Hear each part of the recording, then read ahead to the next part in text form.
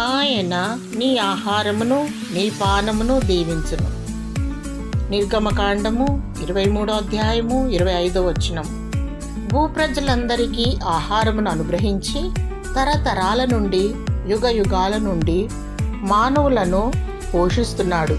మాకు కావలసిన ఆహారము దయచేయమని ప్రార్థించి అడిగి పొందుకోవాలి.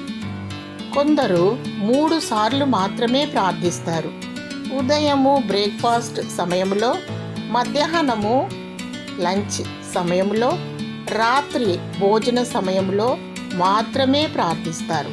నీవు నిత్యము ప్రార్థిస్తే నీ ఆహారమును నీ పానమును దీవిస్తాడు, తృప్తినిస్తాడు. కొందరిని డాక్టర్ భోజనము చేయకూడదు అని అంటారు. దేవునికి మొరపెడితే బీపీ షుగర్ నయం చేసి సమృద్ధిగా పుష్టికరమైన ఆహారమును రుచికరమైన ఆహారమును దయచేస్తారు.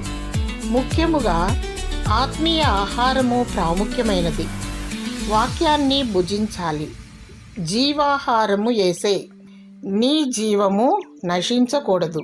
నీ ఆహారమును పానీయమును దేవుడు దీవించి ఆశీర్వదించునుగాక. ఆమేన్.